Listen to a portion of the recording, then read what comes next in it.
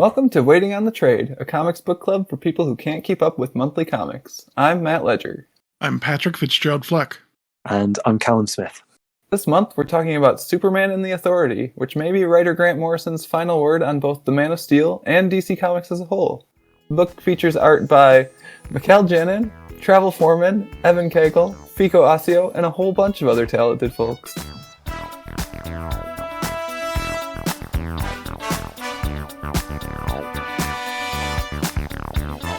Now, in case you need a refresher, Superman and the Authority chronicles an older, depowered Superman's attempt to revive the spark and idealism of his youth. To do so, Superman forms a new team of superheroes, which has its sights set on problems the Justice League wouldn't dare tackle. You know, he's gonna revive the spark and idealism of his youth, but he's just doing the same thing a different way, though, right? It's the Justice League, but it's not. This'll work this time, right? We'll get into that, I guess, won't we? Yeah, we will. But before we get into the discussion, I want to welcome you back to the podcast, Cal. Hello. Yay. Yes, thank you for having me. The podcast exists again. Yeah, I'm honestly so excited to be here, but also to get to listen to the podcast again, because it is a regular sort of favourite in my podcast rotation. So very, very pleased all over. Yeah, and we just dropped our first new episode today as we're recording, actually. So that's exciting. Yeah, we're talking about cat boobs for a half hour today. If you're checking your podcast we're back feed, at it. So. Back in there. Back at our bullshit very quickly. Is that bass? Is that bass related? Yes, see, Cal knows. Yeah. Cal knows about those. Okay, cool. You can check into our episode about Sandman Brief Lives to hear how squigged out Mike is by cat boobs. That's It's content you've been missing. after an entire volume about a strip club where all the women are topless. So okay, whatever. Yeah, no one knows. Mike Strange. It's a special boy. But yeah, I've been looking forward to talking about this book since last December. So nearly a year, 9 months, I guess, ago at this point. We've really stewed in our questions for a while. It's good. Yes, yeah. And the reason we took a hiatus is because we read this book, Pat didn't like it, and I decided that we were going to take a break from the podcast until Pat changed his opinion. Pat, we've come back from the hiatus. It's only grown in intensity. No, it's only grown. I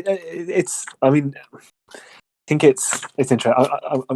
I'm going to sort of peg this at the top. I think it's probably anybody that reads the book and doesn't enjoy it. I don't think that their issue is with the book itself. I think it is with the broader market forces that shape mainstream superhero comics. I think that's. Sure. I think that is, and I think that it's an explicit commentary kind of within the text. Oh yeah, itself certainly. As well. Yeah, I'm excited to get into that, I suppose, in a bit more detail. I guess that kind of leads, I think, into this discussion I wanted to have off my question, and I think Pat and my questions are both kind of linked, so we might end up taking both of them at the same time. But we can start with mine. So mine was, is this a complete story?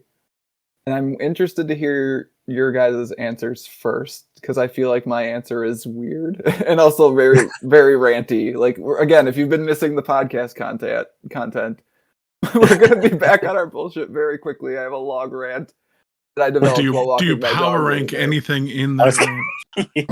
No, I'm not power ranking. This is a no power ranking podcast. Oh, jeez. That part of the format, at least. Matt, what if at the end of this discussion I asked you to rank different Grant Morrison DC stories as part of the overall? I was rereading some Grant Morrison JLA the other day, and that is a much more straightforward book in a way that this is not. This book is very much like doing things and talking about stuff and very meta in the way you were talking about, and Grant Morrison JLA is just superhero comics for the most part. So I suppose kind of before touching on whether or not this is a complete story, I think it probably is actually really helpful to talk about the context in which it was written and then published. Yeah. And I think Matt, I'm probably correct in saying that this will be included in the show notes. Some of the stuff that Grant Morrison himself has written about this, but I do think that it is super important, and I think it really informs kind of any consideration of like how this story works. So I guess there's a couple of like key beats or like key things that I think that it's worth flagging. Yeah, this story is like so much a process of sausage making rather than Yes. like actually a story that I think Yeah. we've got to talk about it because I think it does really shape the way the story turns out and what it's doing. And I think it also does directly feed into why Pat probably does not like this book. I mean, I could definitely tell this is not a normally like produced comic. Like it it's interesting you say that, Pat, because I think that this is the most normally produced book, but like for better and worse. In that, I think actually. it is. Well, I guess when I say normally produced, I felt that Grant Morrison did not have the space he needed to tell the story he wanted. That's what I had a sense. I would say that's at least kind of true, but it's also not true at all. Okay, well, given what we know about the I do have a second part to my question that may yes, I know. So in terms of the kind of sausage making, then like I think like the really key beats are. So I think on this podcast before you've talked about his recent run on Green Lantern, certainly the first volume of that, right? So I think that was initially intended to be the final that and the conclusion of his Wonder Woman Earth One series were due to be his kind of like final DC works. That was kind of the end of sort of that'd be a roughly 3.5 decade kind of run writing for DC Comics, and that like I don't know if either of you kind of read through the rest of the Green Lantern series. I know it was like very much a kind of your mileage will vary series, but it really did feel like a sort of goodbye, I think, at the end of that series. But then sort of DC kind of editorial within the last sort of year and a half, I think, we're considering a sort of like a line-wide sort of like reshape of stories where they were going to suddenly have kind of characters aging in sort of like real time, and sort of use that as an opportunity to kind of I suppose theoretically rejuvenate kind of like all of their books by kind of having older sort of legacy original versions of characters kind of passing on the baton to sort of younger people because they themselves were sort of too old to sort of carry on in the roles that they traditionally have been in. As part of those plans, sort of the head of DC Comics at the time, Dan DiDio, sort of took Grant Morrison out for lunch, and the way that Grant Morrison tells the story is that he was effectively kind of baited.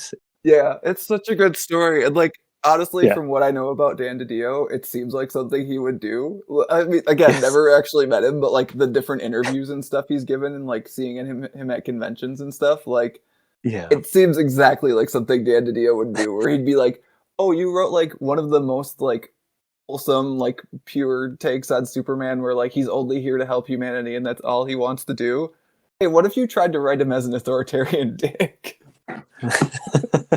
I think that the prospect of this, from what Grant Morrison was saying, was distressing enough that he agreed to sort of come out of his not quite retirement or like come back to do just one more thing for DC, writing instead sort of like an older but sort of maybe more thoughtful, progressive Superman who is I suppose still handing on the baton, but not but also as not evil. not evil, not authoritarian, not right wing, not fascist, which I think were some of the likely sort of routes that were presented to Grant Morrison for the character by Dan DiDio. Really? So then, initially, sort of as again from Grant Morrison's telling, as he was like looking at like how to approach like writing the series. I think it was his like first kind of pass at like these 4 issues were to write it as quite like a tongue-in-cheek, sort of like almost satirical book.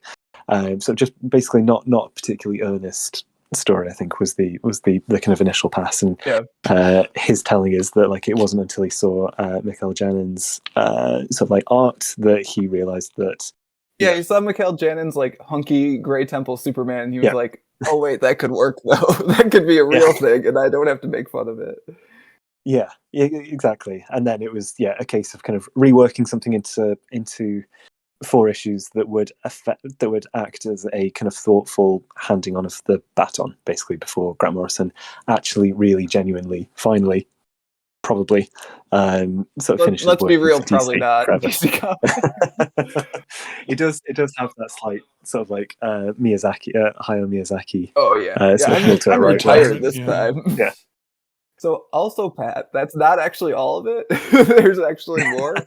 So DC was gonna do this big line-wide reboot, right? They called it, like, it was being called 5G. It had been going around in the comics press for a while as like a rumor. But then basically I think it got far enough into the Warner Brothers higher-ups where they were like, no, that's terrible, that they fired Dan DiDio and decided to scuttle the whole thing. But they still had this miniseries, and people wanted Grant Morrison to finish it because they thought it was going to be good, and also they figured they could still use it. So they still did the miniseries, even though the thing it was meant to like launch and tie into didn't exist anymore. So Warworld isn't a thing, is what you're It telling is a thing, though, because they retooled it so it actually does tie into the plans for what became Infinite Frontier instead of 5G.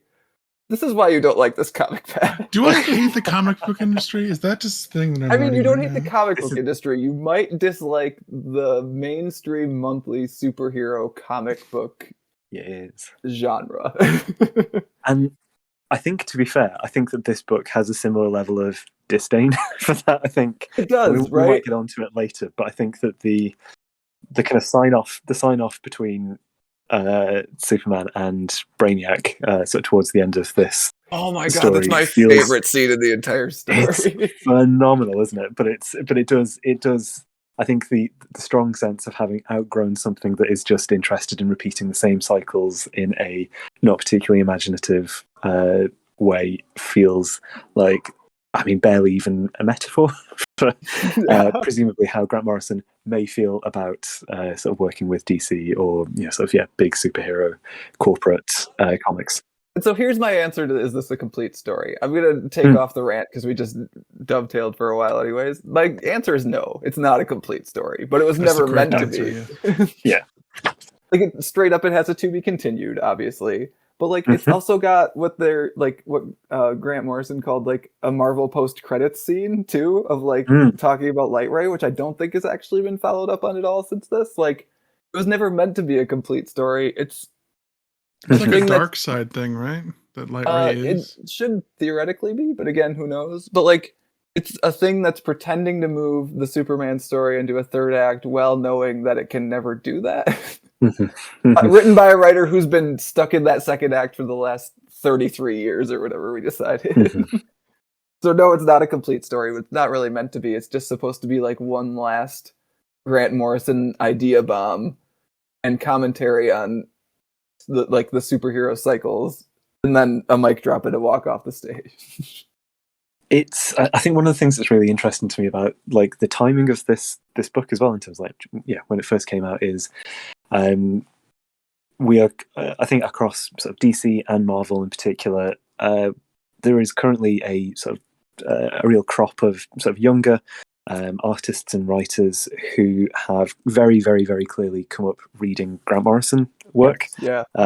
And across so many different books at the moment, people are picking up on like Grant Morrison's concepts from Batman, Justice League, X-Men, all the rest. And I'm actually just thinking about it, right? Like Batman of Zur-En-Arrh, or Zur-En-Arrh, however you want to say it, like is back this month. Cassandra Nova is a member of the X-Men right now. Yep. And like, and just I think it's interesting looking at this as kind of like a handing on of the baton, because on the one hand, there are clearly so many people that are really receptive to that, in terms of like that are in creative positions at DC and Marvel at the moment, and who are really interested in doing that. But I think it's fair to say, like, even though there are some really fun examples of people using Grant Morrison created ideas in comics at the moment, like nobody is like just burning through interesting new ideas in the way that Grant Morrison did, or nobody is creating that new stuff in the way that Grant Morrison did, with a possible exception of Jonathan Hickman, I would say. But you say even, that, yeah. But I think that's. But even then, I think like Jonathan Hickman is very clearly indebted to Grant Morrison as well, right? Like the use of the world in the concept of the world, the sort of like artificial time environment that came up all the way through his recent X-Men sort of stuff is a Grant Morrison creation. And so even Jonathan Hickman, who I think is probably the biggest, boldest like idea generator at the moment, is still absolutely using tools that were left by Grant Morrison. And I think it's reading this book, I did feel like it's not a complete story because it can't ever be like a mainstream. Like this was like an in canon. This isn't like an Elseworlds or like an alternative reality. This was like in the canon of mainstream DC continuity when it came out, and I find it sort of simultaneously like knowing that like Grant Morrison, even throughout this sort of 4-issue series, is still just like churning through and tossing off ideas that other people will probably continue to use for the next sort of decade or two, but I don't see anybody else like even remotely coming close at the moment anyway to sort of actually picking up that baton in a meaningful way and sort of coming up with entirely original stuff themselves. Yeah, which I mean, this isn't entirely original. Like it's picking bits and pieces from other stuff, right? Like The Authority is a pre-existing concept. Yes. Like Midnighter and Apollo are from there. Like Manchester Black was made in, gosh, was that the early 2000s? Yeah, I think it was. So this is also a mishmash of, I don't know, I think what you said of it being like the best and worst of superhero like comics, how they work, is a really good description of it, because I think it like I actually did find it really fun, but like it definitely doesn't quite get to do the things it wants to do, I think, and you can tell. Although it does get to do a few things that are really fun. But Pat, you have not talked in a while, so I'm going to make you answer my question. Is this a complete story? I mean, surprising no one, I will say no. No, it is not a complete story. And it's good to have the context that you guys have given, but I mean, just reading the story itself, it just feels like it's an opening. Like we just got introduced to all the characters in the middle of the last issue. Right, the team is only assembled at the very end. They haven't actually really, quote unquote, done anything. And like the big, like there isn't, it built to nothing, basically. Like the Ultra Humanite is going to blow up his brains, I guess, on the planet. And except he didn't. I was actually like, and then he didn't. Like, that didn't really happen. And then all of a sudden, it's not Ultra Humanite, it's Brainiac. And Brainiac doesn't do it. He monologues, and they have a nice conversation back and forth. And that's the end of the game. It's like, what am I what was the point of this? I think that's kind of why. I mean, I would be really.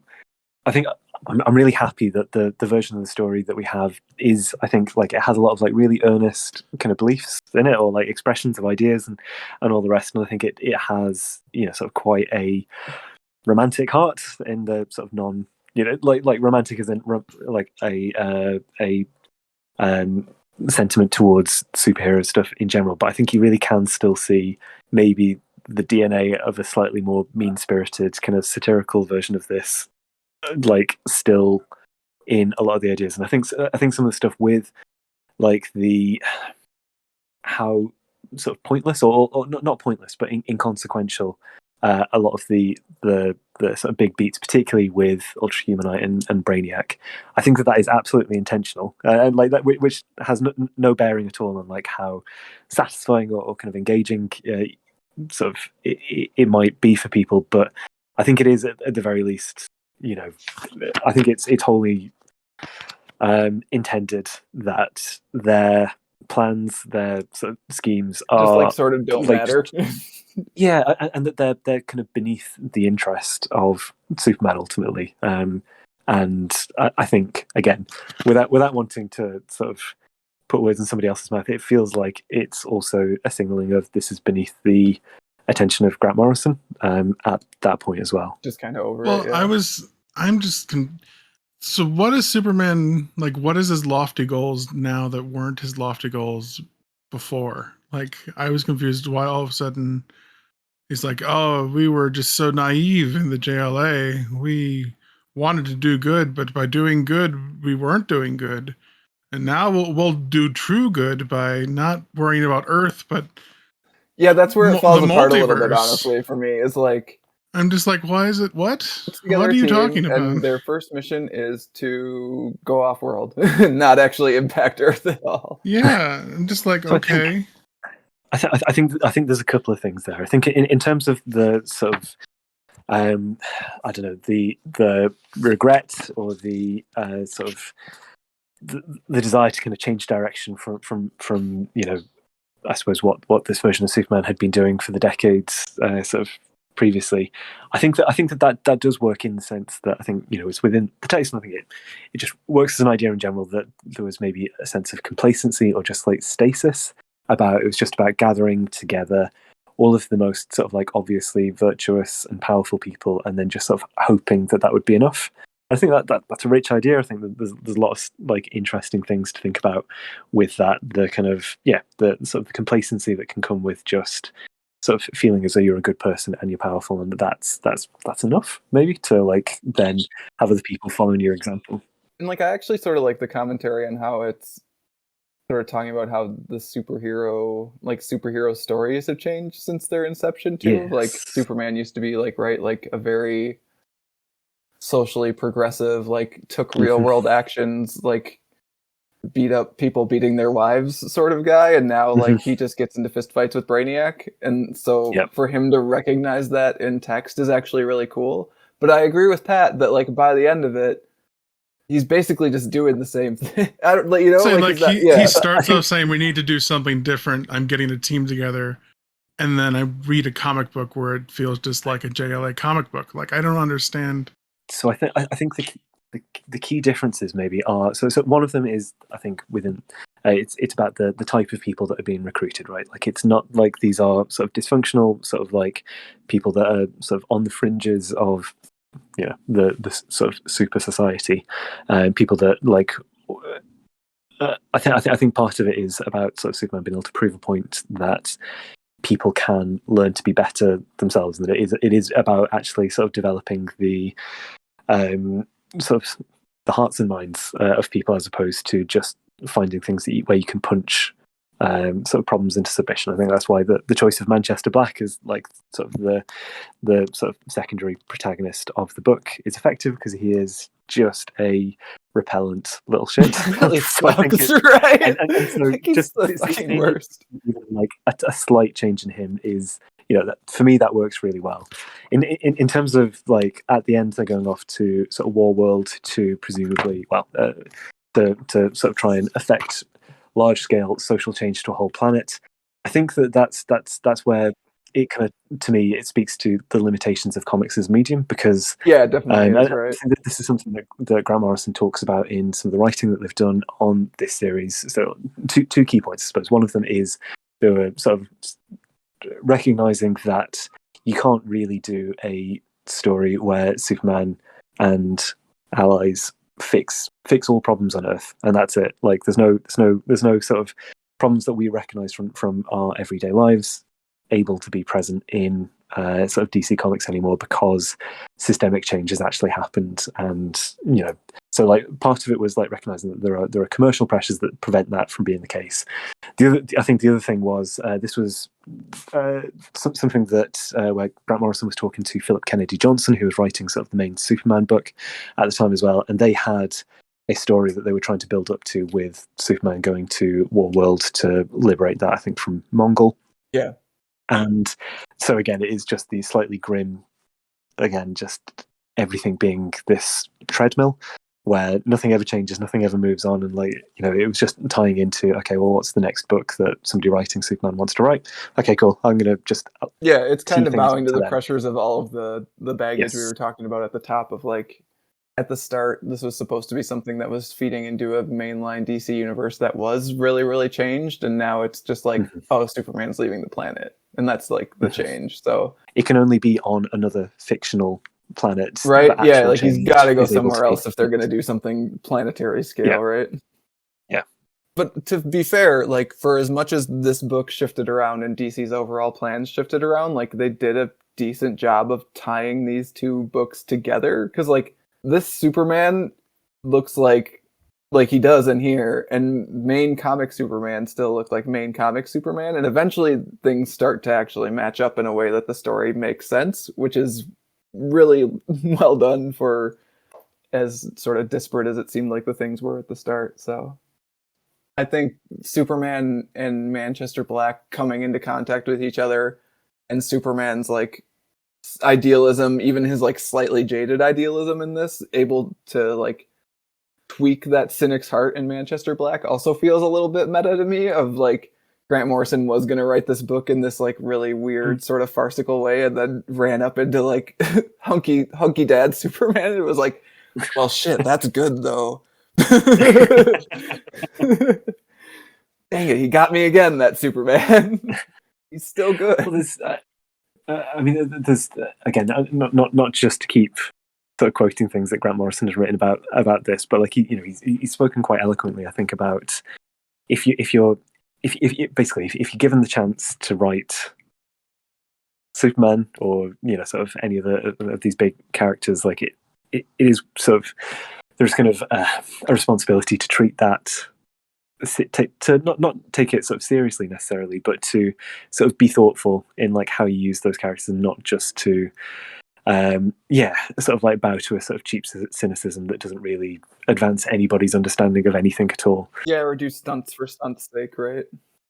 Yeah, I think that there's something really interesting to me in the way in which this Superman is sort of maintaining, like reassessing sort of their own politics and the role that they can have in the world. I think there's a section where they talk about, where I think Manchester Black is expecting the Superman to sort of hark to things were much better in the past. Gosh, like isn't it a pity how far we've fallen? Yeah, I'm actually on that page right now, because that's the page I was thinking of when I was talking about those two running up against each other too. Like, it's not that Superman's not static in this. He changes a little bit, and like changing a little bit is about as much as you can get sometimes in in mainstream continuity. So yeah, he's talking about how, like, as far as he can see, young people like his son are more responsible and serious about social issues than we ever were. And then he's talking about how his no-kill rule isn't like,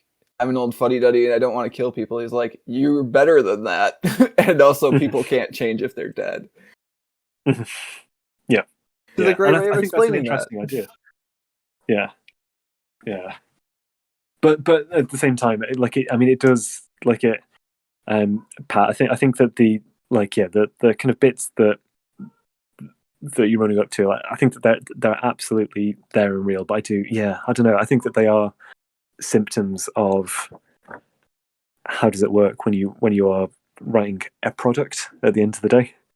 This is something that has to be able to be reproduced and then passed on to the next creative team and the next creative team after that, and it has to it's, I don't know, it's an interesting one in that respect, I think. Tricky also, I feel like, in that the volume I have at least is like a nice hardcover volume. It just says Superman and the Authority on it. It's issues 1 to issue 4. Like, there's no Superman and the Authority volume 2. There's not a series that follows it. Like, if you just grabbed it off a bookstore shelf, you would think like you were getting a story.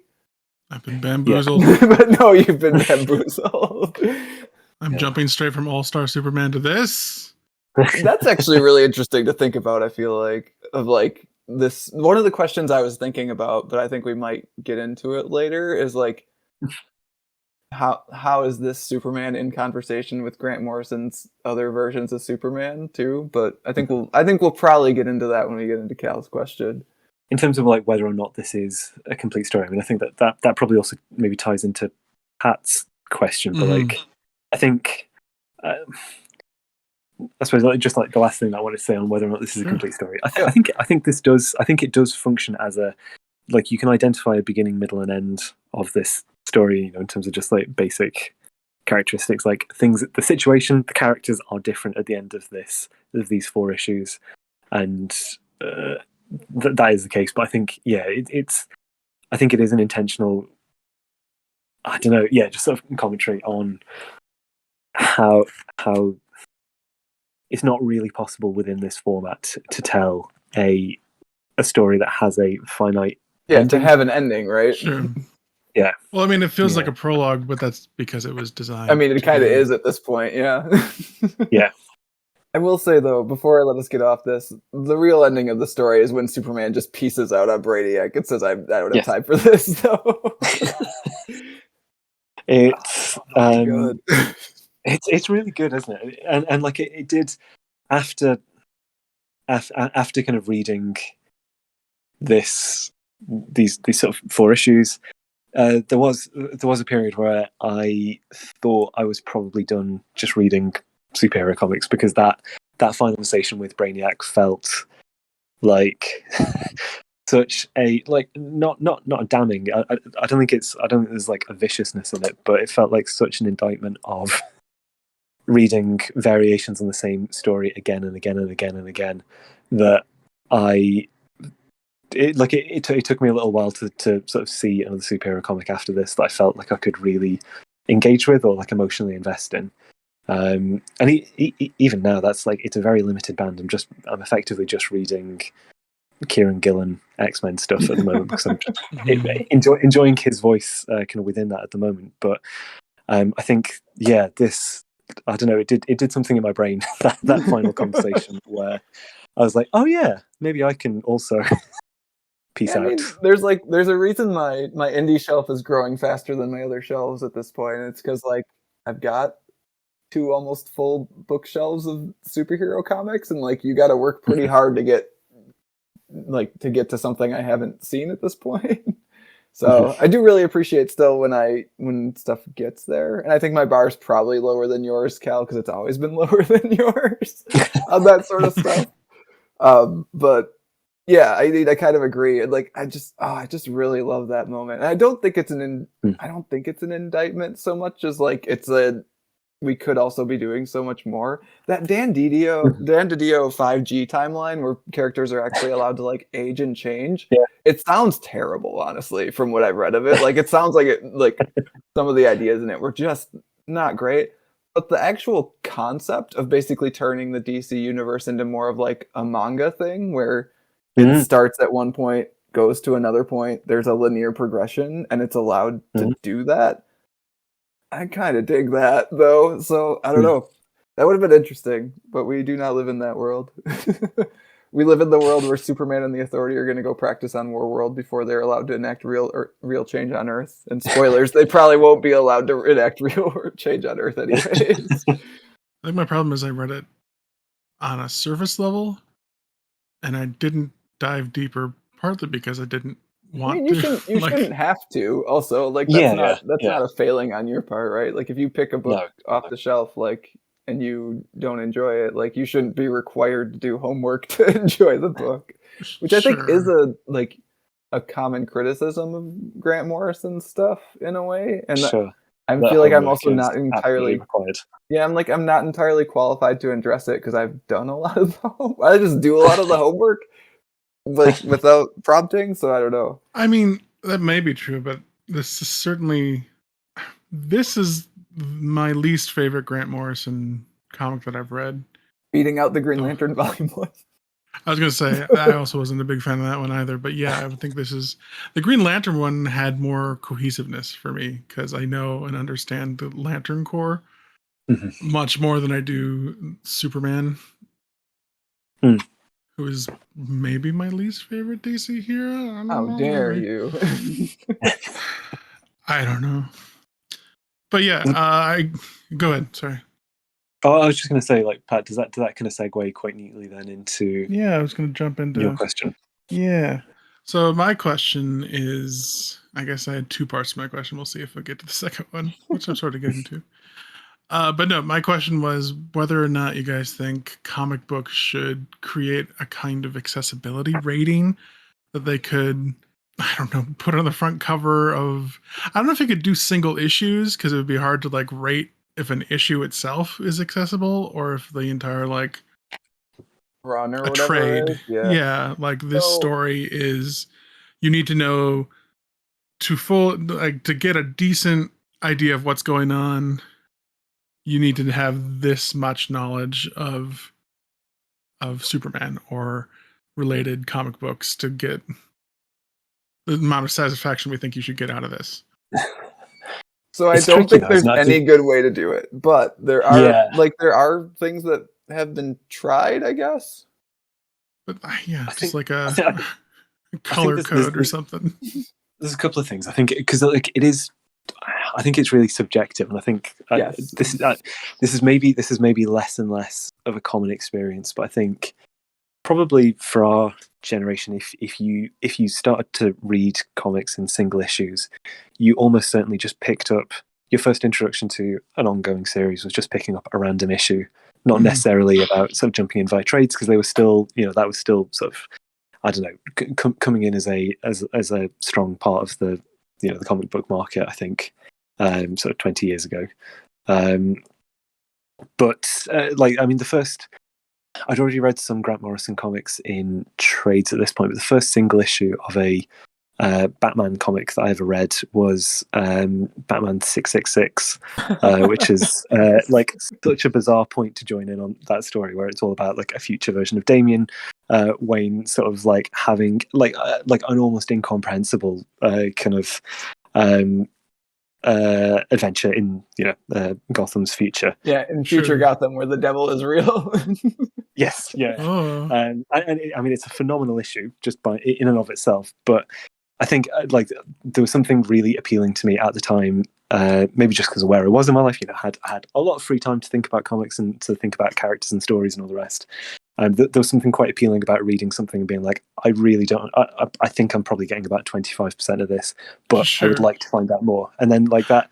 So, right. So I think that an accessibility guide. I don't know how it would account for that experience. Comics are designed to, like, you're supposed to say, well, who is this character? Like, you threw this character at me, I don't know who, and you look up the character and like, oh, there's a whole other comic run that I can read, and I'm going to buy those comics now. Like, that's intrinsic to the comic book like world, right? Yeah, it's designed to work that way. A feature, not a bug, right? Like it's supposed to be a thing that draws you deeper into. It's starting to bug out on me, though. Yeah, I know. I think for you specifically, it is often more of a bug than a feature. I think also like an issue, like potentially an issue, and there are pros and cons to this being something that is in comics, but it used to be much more common to have like a little note from the editor in a panel saying, "Find out more about this." So even in this book, actually, they talk about stuff with kryptonite a few times that I have no idea what it is. Honestly, like I have no clue. I've got nothing, and like I didn't look it up because I didn't really feel like I needed to know. But like, no, I did question it. I did say like, oh, I don't know what's going on with that, but. So yeah, a nice little editor's blurb would have been nice there. I think again, this feels to me like something that is an issue with Marvel and DC comics published on a monthly basis, where I think that increasingly they're not that interested in being accessible. I think that you get sort of like little. There are separate ways to break into, or there are separate ways that DC and Marvel want you to get into their comics if you're interested in coming in as a new reader, and that that'll be things like, I mean, DC at the moment has like Black Label, and they recently had Earth One as kind of like ways to sort of, and like recently the Marvel universe had the Ultimate Universe, where they had separate entry points for people that wanted to be like, okay, I'll get the basics of this character, but I don't have an interest in sort of like unpicking 30 years of alluded to continuity.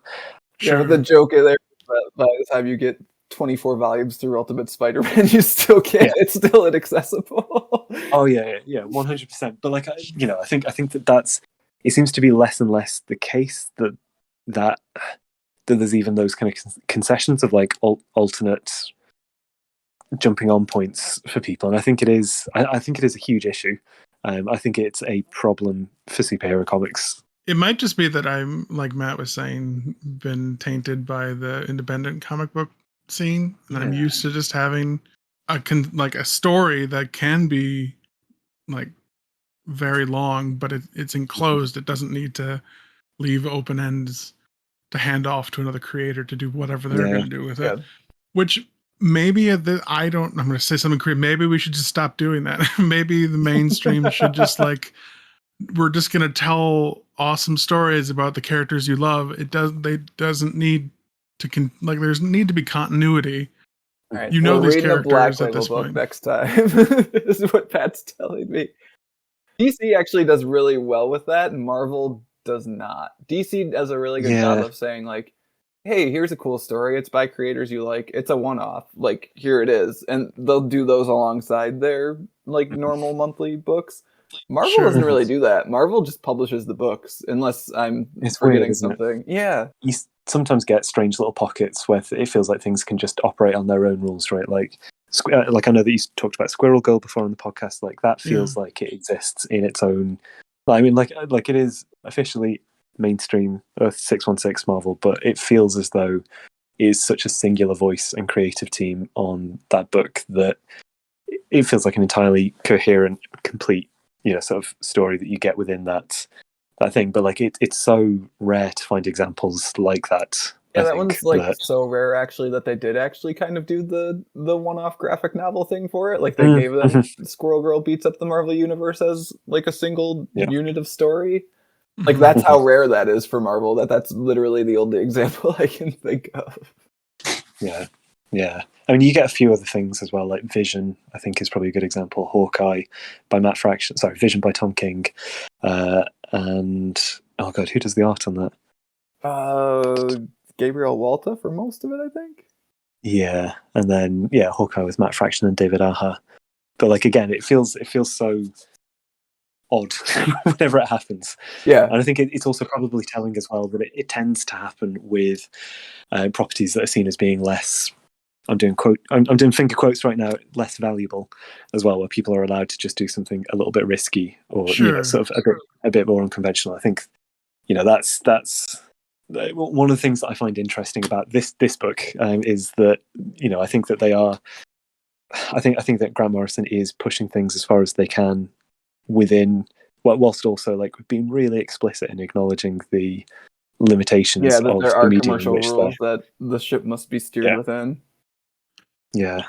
Looking at this book, I'm just comparing the two, which may not be fair, but this Superman and the Authority versus All-Star Superman, I would say All-Star Superman is much more accessible than this.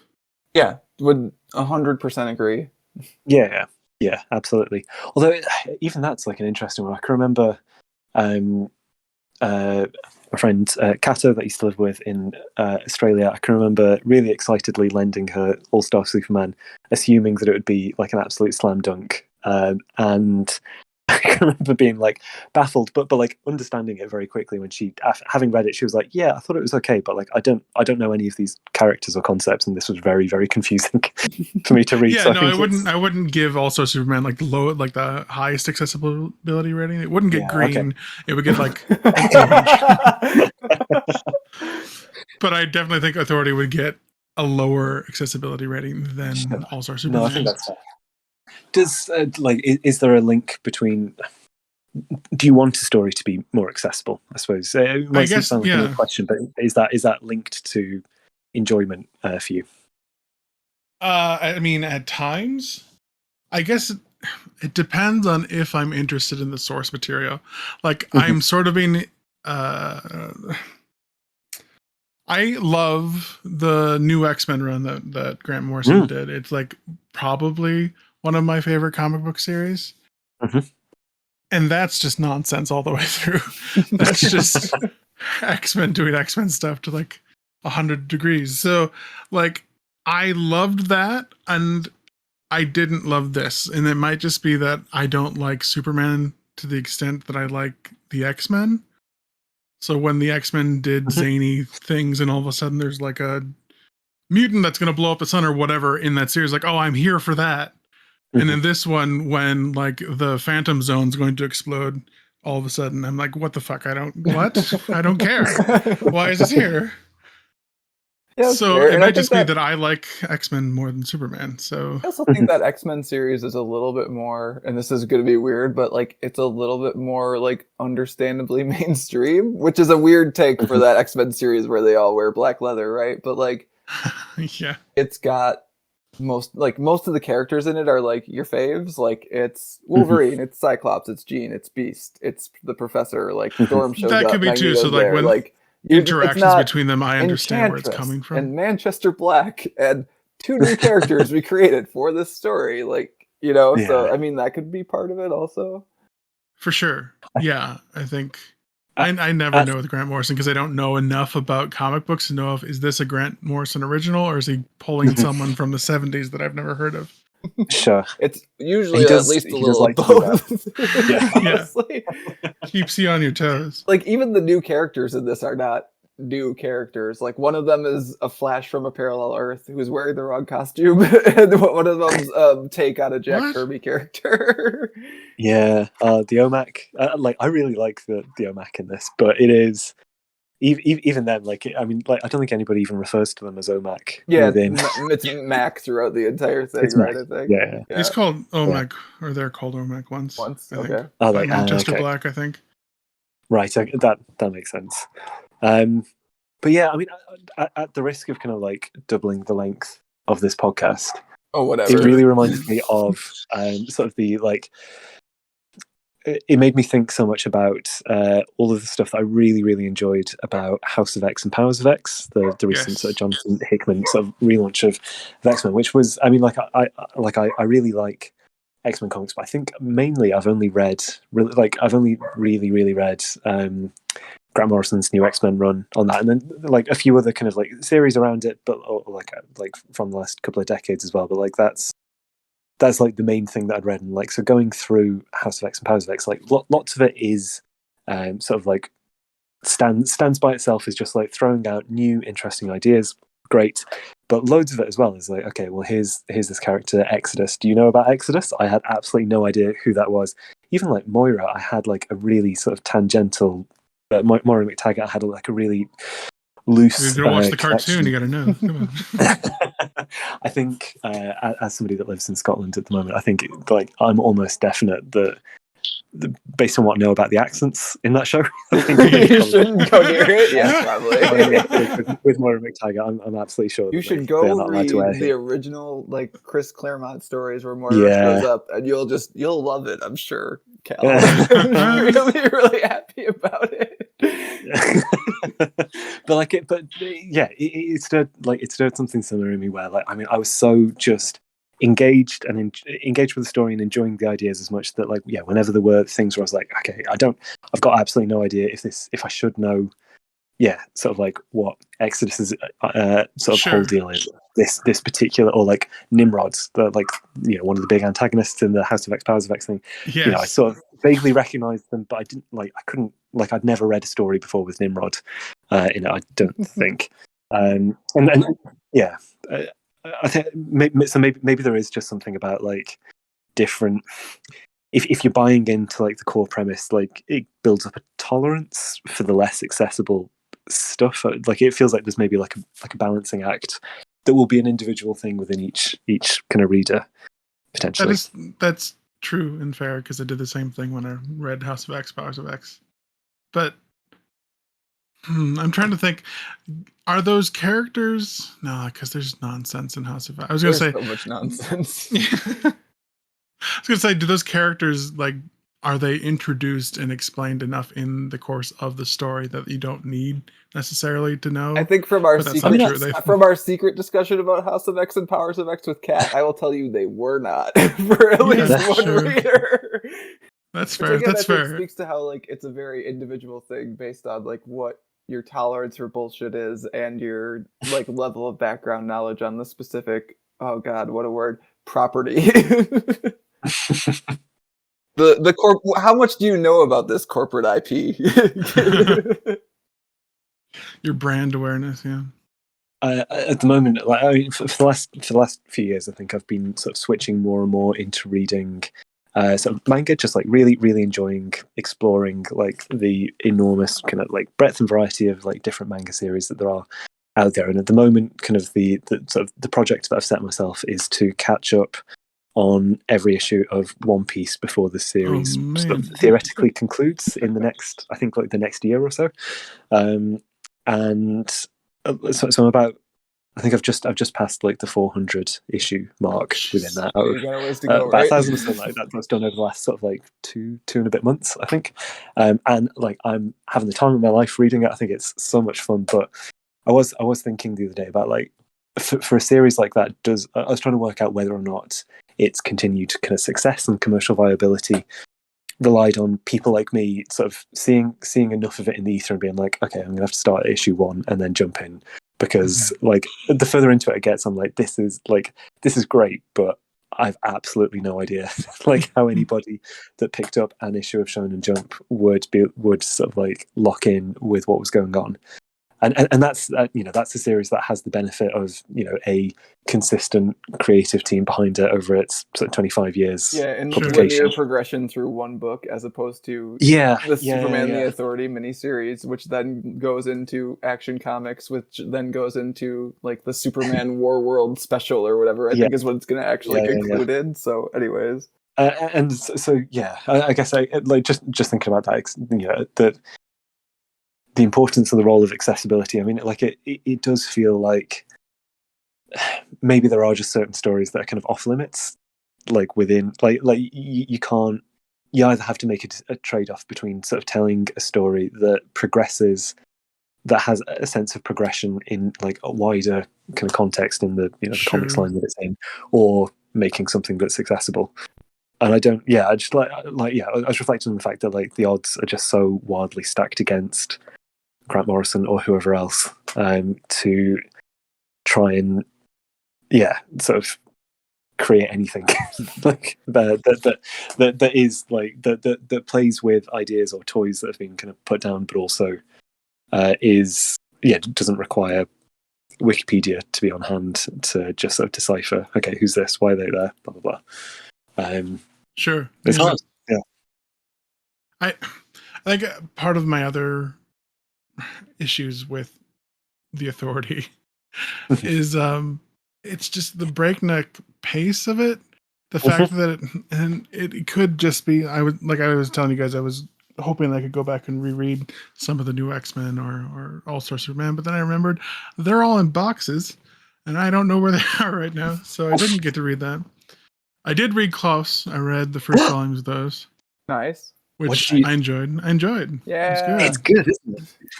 It is. I reread it every Christmas at this point. There again, all you need to really know is like a general idea of like Christmas mythology. Like, I think that that might be part of it. Is like Krampus. Do you know this one's for me and Cal? Like this one's for like the people who have been following Grant Morrison's career for the last. I haven't obviously because I'm not quite old enough to have done it, but like for the last 33 years or whatever in DC Comics, like this one's the like deep cut final track for the fans sort of deal is maybe the problem. Yeah. Well, I mean, part of my problem is like it was disaster after disaster after disaster. Like there wasn't any time for the characters to breathe. Like there's 1 or 2 pages of them sitting around the table and talking, like when Enchantress gets saved. Yep. It slowed down for just a second. I was like, oh, finally, maybe we can just like talk. That didn't last very long. So I just like, I didn't like the fact that they talked about Nat, and the next thing was that awful 4-page her fighting the internet. Which God, I hated that so much. It's too much, you guys. If you hate that one, Pat, I will give you an issue of Batman Incorporated about Internet 3.0, which is like, it's so much worse than this. That is, I like for as much as I will sort of go to the mat for Grant Morrison, that is rough. That was bad. It had the feel of, whenever they try to show like gaming on a like, I don't know, Law and Order or something like that. It's yeah. Look at this, I'm a hardcore gamer. Oh, it's like, what are you playing? What is this? Oh, it hurts me. Is it? It's like hacking in Swordfish, where Hugh Jackman's typing and trying to assemble the cube. That's how it made you feel. Just like stop. Yeah. I mean, I really. You kind of touching on something there that I do actually really like about this book, which is the shifts in kind of like tone, and like obviously they're getting different artists for like the different kind of side stories where you're sort of introduced to other prospective team members.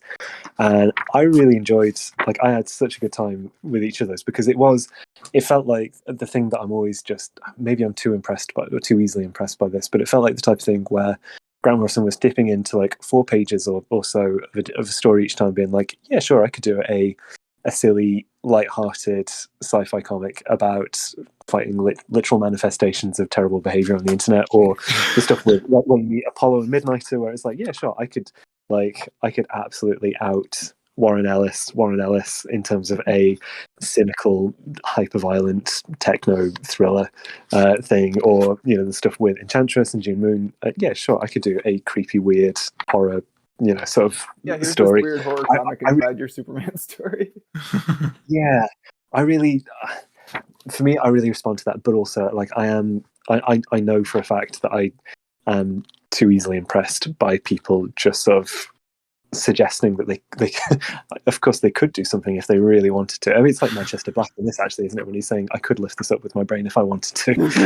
But that's kind of like a bit how I feel about sort of some of those shorts, like the short interludes, where it highlights one of my favorite things about superhero comics, which is the limitless potential in terms of sort of settings, ideas, characters, and I think that's like that was something that I responded really positively to as I was reading this, and found like genuinely inspiring, even against all of the limitations that I guess we've already sort of talked about.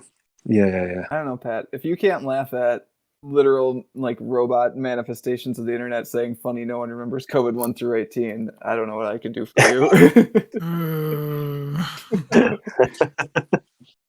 Not my favorite. And then she beat him with a hammer. It was great. It was great. It's what we all wanted to do, Pat. I don't know. It just feels like the Phantom Zone thing. The fact that, we have 11 minutes before the Phantom. They're going to break out. Manchester Black, quickly. Like, I don't like the fact that Superman is juggling, like, disasters constantly. And, like, he had that Light Ray is thing in his pocket the whole time as well. Just like, oh God, sure, yeah, why not? What else is going on? He's busy, which also might be part of the commentary. It stresses me out, man. I have anxiety for Superman. So on that page where Manchester Black turns around and tries and decides to come back, do you think he just figured out that he was in Alaska?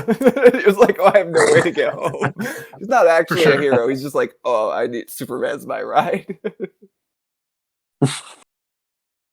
Also, how did the Solomon Grundy get in there? All of a sudden, he's walking by. You're asking questions that you don't need. No. It's a pretty big, like, it's the Fortress of Solitude. How did Solomon Grundy, Superhumanite, get in there?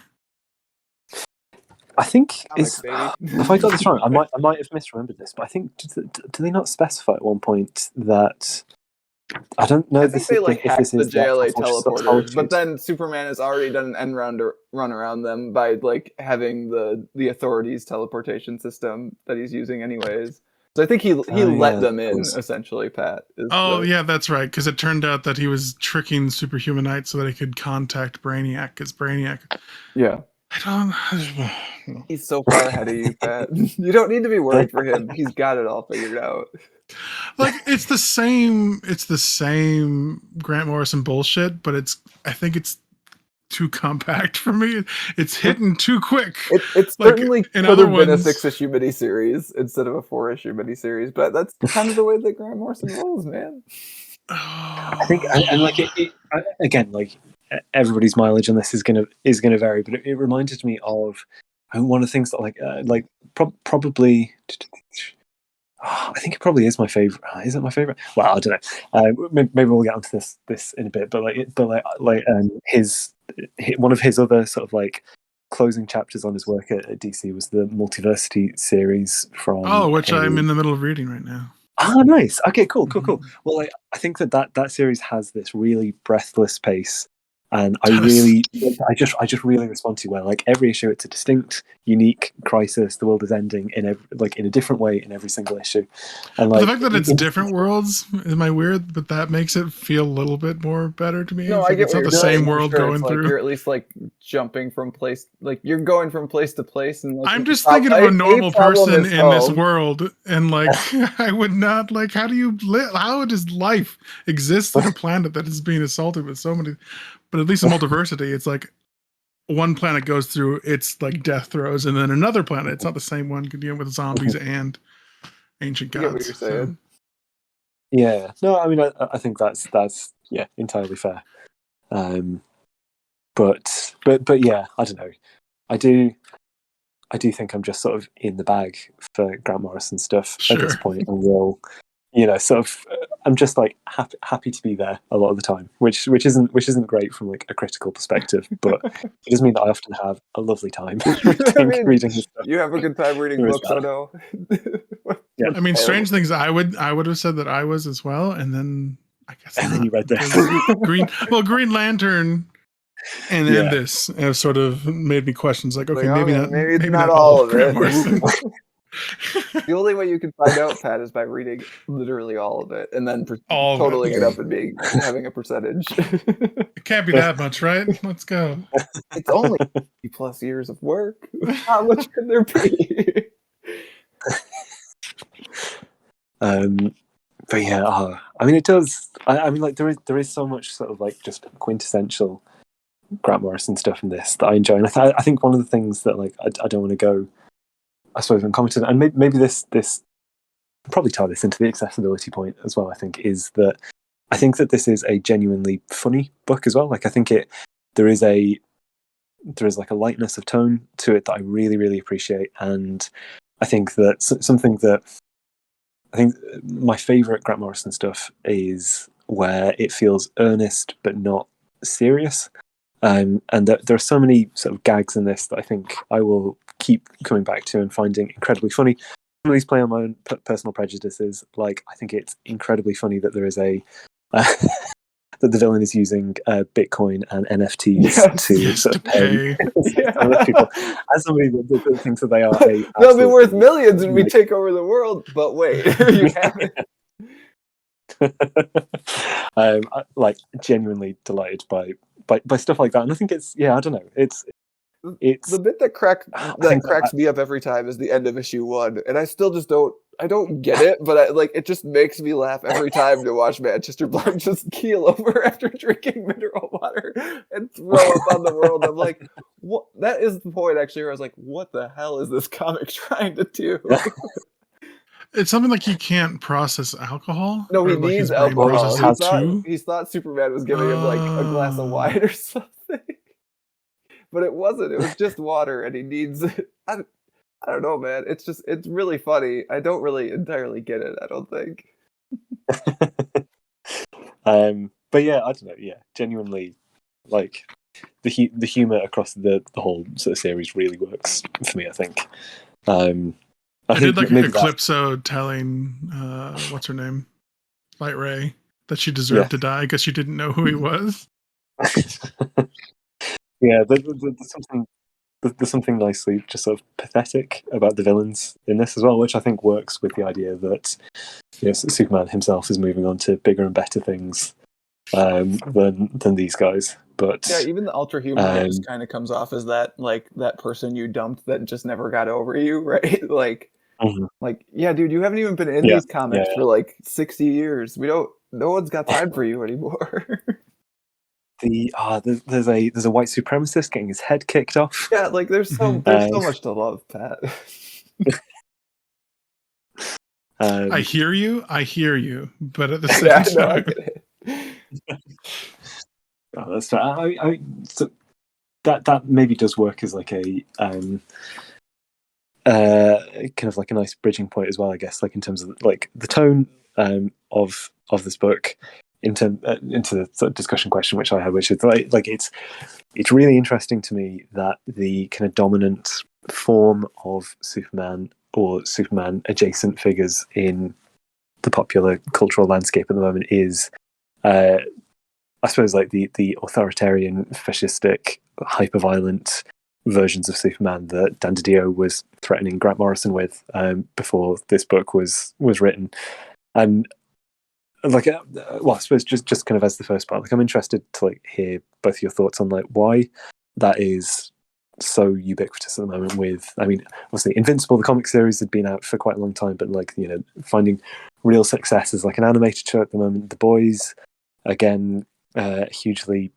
It's not one that I've watched, but I understand it's a big deal, and that in particular the villain of the show, which is What If Superman, but sociopath What a Superman, is but an ass. the star attraction of the show. And just oh god, what, I mean, what there's the so many, what the right? video Like games the called? Injustice, right? Yeah, like Injustice Yeah. has like actually still been really big to the point where those digital Yeah. comics went on for like 4 Years. seasons or whatever, 4 Yeah. years, like. Yeah. And then Which is crazy, like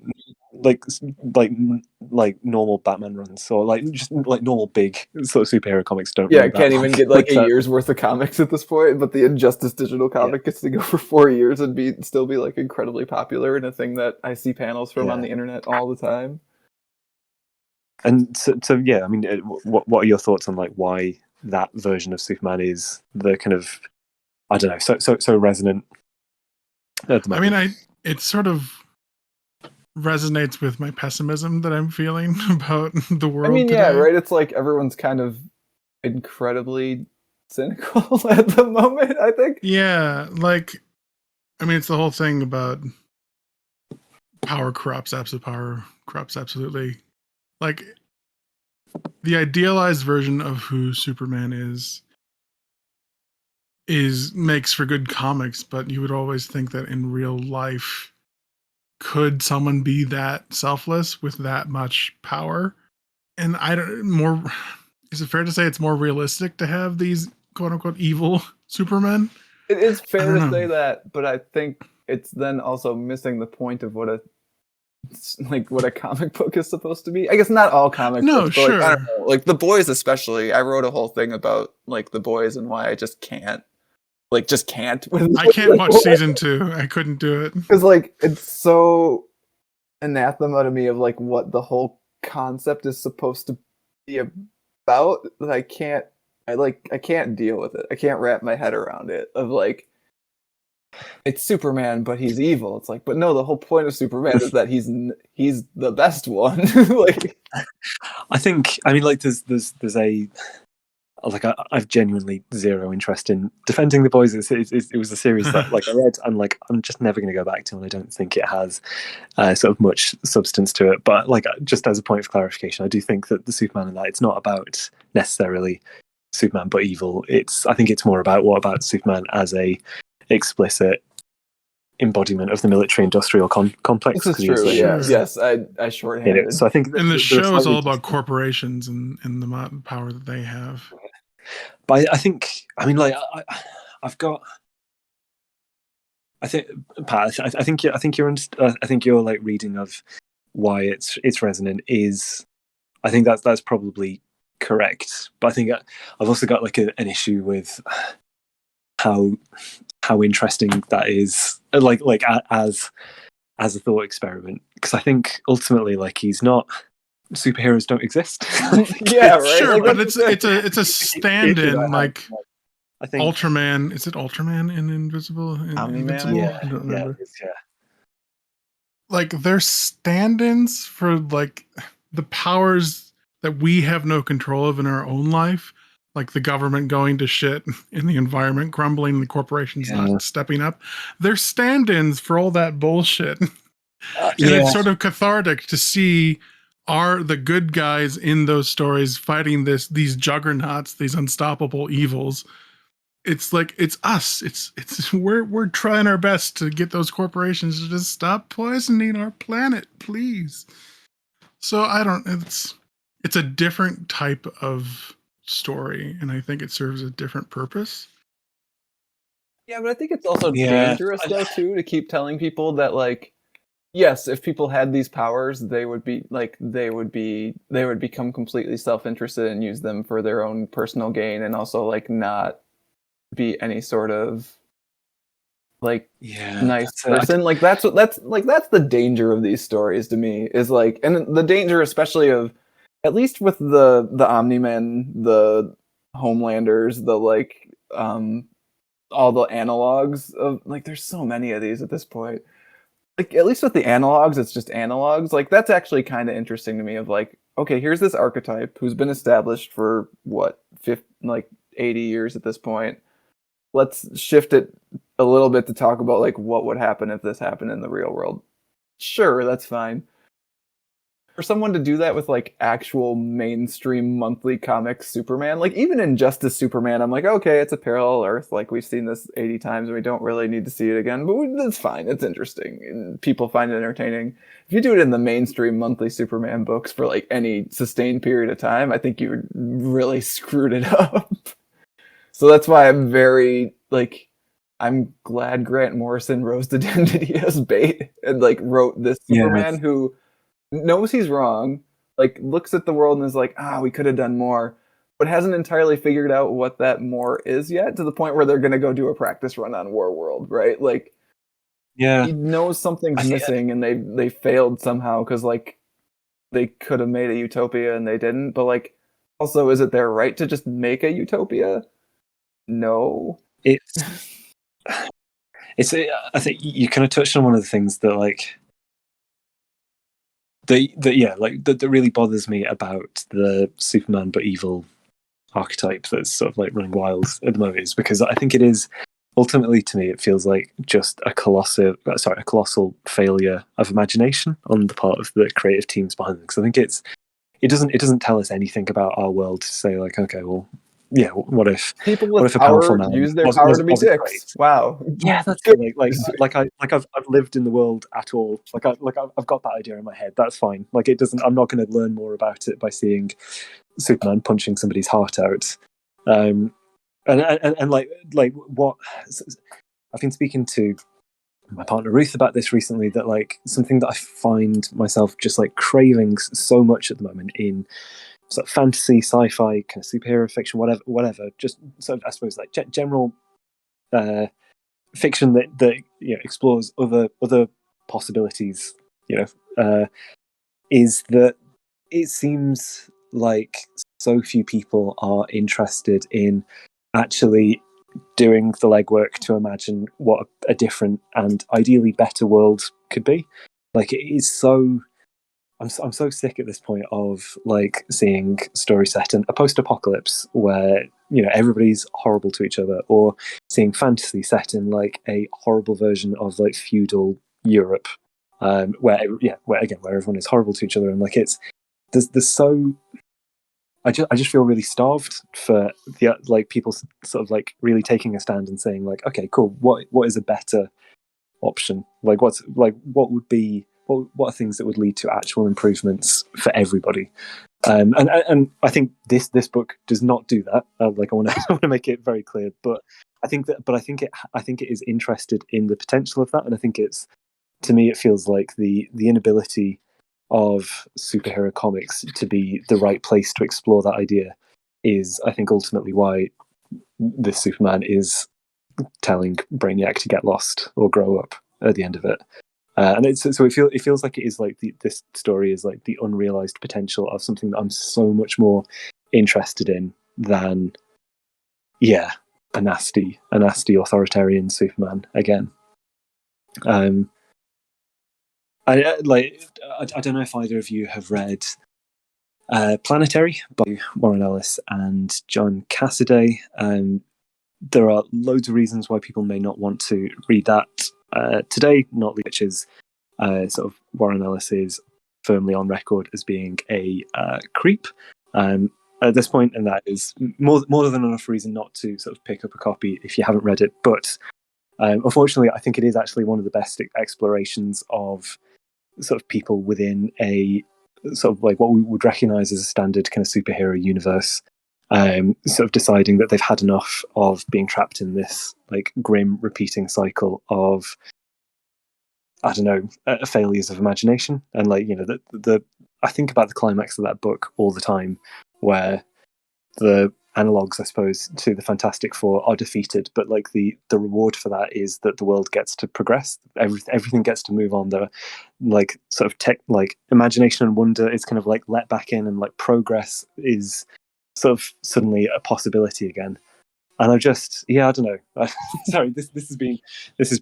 I hope that this hasn't been sort of too incoherent a rant, but like no, and I think I've just been thinking about it lots recently as I see people like loving The Boys and like great, good for them, but like it does feel emblematic of something that I'm just like I could not be less interested in. I was so grateful that in this book, the Superman that we see is it feels like directly oppositional to this kind of I don't know, sort of like collapse in creativity I see elsewhere. Honestly, I think and I think we talked about this page already, but it really spoke to me too, because I really enjoyed this Superman's faith in the younger generation that was coming after him.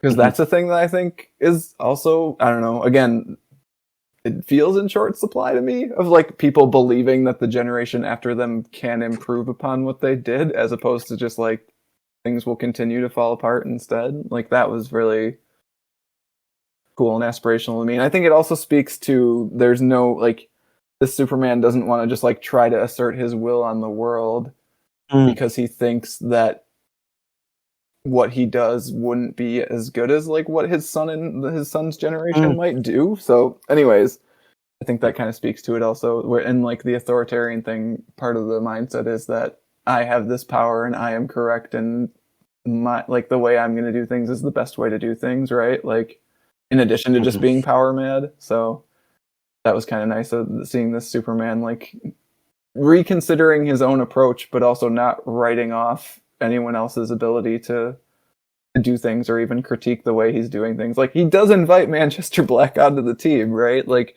he's trying to change Manchester Black, but I think he's also wants Manchester Black there for the few valid criticisms that Manchester Black has. I think it's at the end of the first issue of the series where Manchester Black is asking Superman directly, like, well, don't you want to sort of get revenge on the whole world for rejecting, the truth about your truth, your version of the ideal world?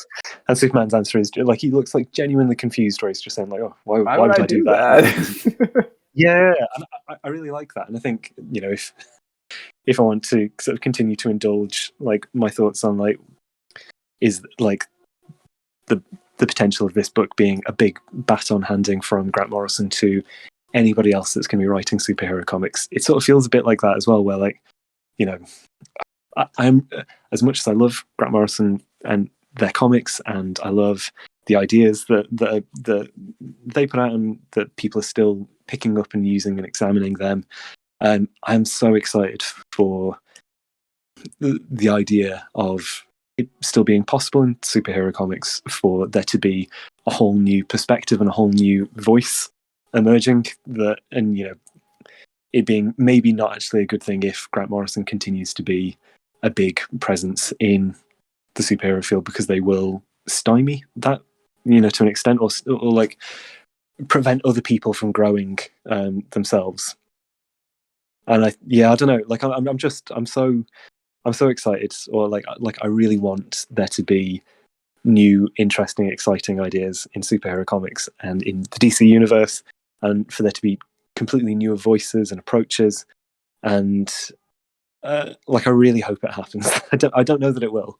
I don't know if it is possible for there to be, a next generation that is able to like radically move things forward.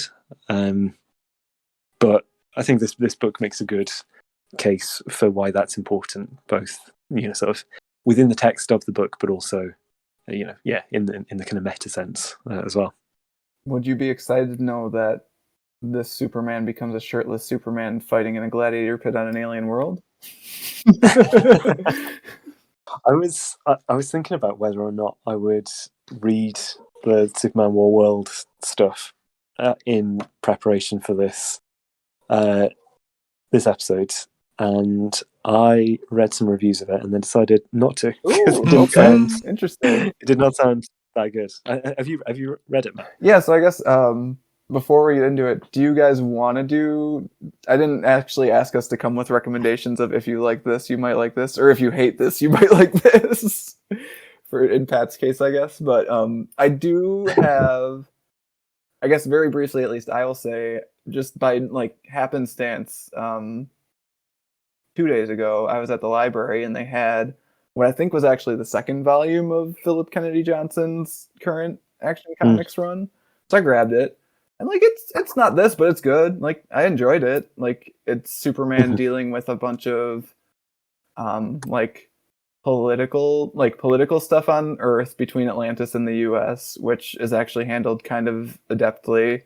And then also a ship of Kryptonian refugees that was, I think they had fled Krypton and then Mongol picked them up to have them on Warworld.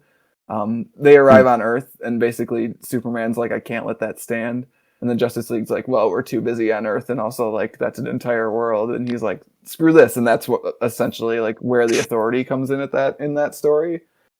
Is that basically at the end of the volume I read Superman's about to leave Earth with the Authority, and his son is worried because his son like was in the future with the Legion of Superheroes, and the stories of Superman just kind of stop around this time apparently. So it was entertaining. It was good. Again, it's not this, but I think if you enjoyed this and wanted to keep following the story, I would actually recommend it. Like, it's a very well written Superman. Like, it's a Superman who I really enjoy, a Superman who is willing to do the right he's not like a shill. He's not a corporate shill. He's not like, oh, America first Superman. Like, he's very much just like, I'm going to do the thing that's correct. Like, his answer to the problem between Atlantis and the US is just like, this is my ball now. I'm taking this ball. It's mine. Neither of you is responsible enough to have it. So, and then basically he tells the Justice League, well, like, I'm going to Warworld, so sorry, guys. So, yeah, it's enjoyable. And like, it continues, I think, kind of this like more interesting and like nuanced take on Superman, where he kind of feels that maybe he's not doing enough, but he hasn't figured out exactly what else he should be doing. So I think it's actually a really nice continuation, and it works in the way that I actually like monthly superhero comics working, where the ball is kind of picked up and taken, and it's at least semi-consistent, and the story is good. So I don't know, Pat, there's an audience for it. I know you're not the audience for it. God bless them. I mean, if we're doing recommendations, I obviously would just say All-Star Superman, I feel, does I'm going to say, a better job at showing a Superman with those positive aspects we were talking about. And again, it's a Superman who is dying, sort of a spoiler, not really. So it's a similar passing of the baton kind of thing, where he's not going to be Superman for much longer. Yeah, and we didn't really get into my sub question of like this Superman in conversation with other Grant Morrison Supermen, but I think there is a lot, especially with All-Star Superman in this one, where both of them kind of look around at the world and like they're losing their powers, or they have a short time left, and they're like, didn't quite do it, did I? Like, didn't quite nail it. Like, I was working on it and did some good things, but like not quite there. And so there's those quiet moments where like he rescues, was it Megan? Is it Megan who's gonna jump off the building? Reagan. Oh yeah. Reagan, yes, thank you. Which might be my favorite Superman moment ever. Like the quintessential this is Superman. So yeah, I would say All-Star is my preferred Grant Morrison Superman. Do you have a recommendation? Yeah, well, I suppose two really. One of them, I think, would be to. I suppose there's kind of two different directions that you can go in. Either it's about looking at kind of stuff that is like doing similar things but better, and like obviously with all of the health warnings that I gave before, like I think Planetary looks at a lot of the same ideas as this and is sort of quite fun and is able to take it a bit further because it's in a less commercially viable sort of like superhero property universe. Yeah, it gets to actually have an ending in the way that you like stuff actually having endings. Yeah, endings are nice. But yeah, like I say, like such a massively caveated recommendation on that one. I think the other direction that I would go though is just to look at this as a examination of like what are the edges of what you can actually accomplish within a superhero book, and to read just something really different. To pick up, like, why do you like try something that is not a superhero book or is not published by Marvel or DC, So I think to that end, I would recommend just anything by Shortbox Comics. This is a publishing company based in the UK that does just really fun, interesting, consistently different, imaginative sort of works, and you can pretty much just like close your eyes, throw a dart, find something that's going to be interesting and is going to be a story that you have not read before. The other thing that I would also recommend is there's a series of books by another publisher called Piao Studios, and a series of books that they've published over the last couple of years called X-Mag. These are kind of like anthology books which are getting together a bunch of different creators like to tell short comic stories based around different themes. So I think there's paranormal romance, cyberpunk, dark fantasy, and the most recent one was mechs, like mech it was the mech one. I remember you sent me that link. Yeah. And it's just, I think like I've started to really just sort of crave that kind of thing where you read something and like you're getting loads of different ideas, perspectives, creators, styles, and it feels like it is really committed to actually living outside of, okay, but I suppose it feels like stuff by Shortbox and stuff by Piao Studios and the X-Mag books, it feels like that is people who are allowed to practice art as opposed to produce a commodity. Yeah, it is such like a wild spread of books, which is really cool to see whenever you go. Especially, I don't know, like Shortbox I've had a little bit more interaction with. Like I've ordered a few of those at this point, and they're a lot of them are so wildly different. It's really cool. Like you can get an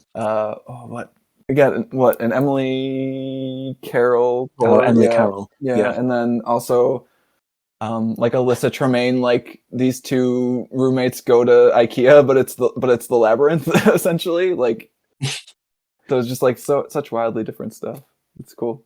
Yeah, and I think that like seeking out that kind of thing feels like a solid follow-up to reading something that is, again, for better and worse, like one of the most corporate comic books that I think I've ever read in terms of what's in it and how it was made.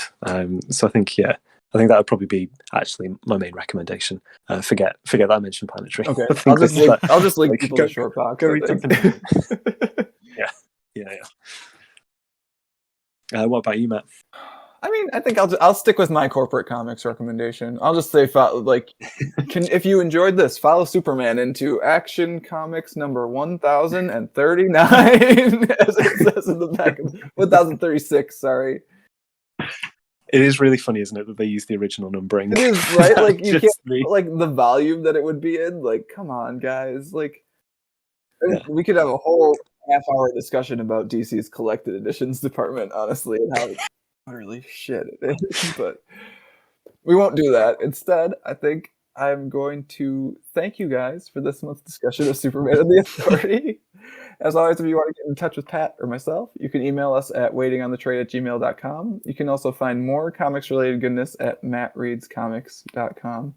This is where I would ask you to say, Cal, if you want people to find you on the internet where it should be, but you don't. I don't. No, don't do it.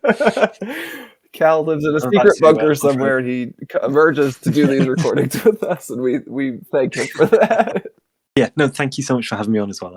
I've really, really, really enjoyed this, and I'm so excited that as soon as this recording is done, I can go and listen to you guys talk about Cat for about a half hour. Yeah, it'll be a good rest of your rainy afternoon. But yeah, no, thank you so much for having me on. I've really, really enjoyed this.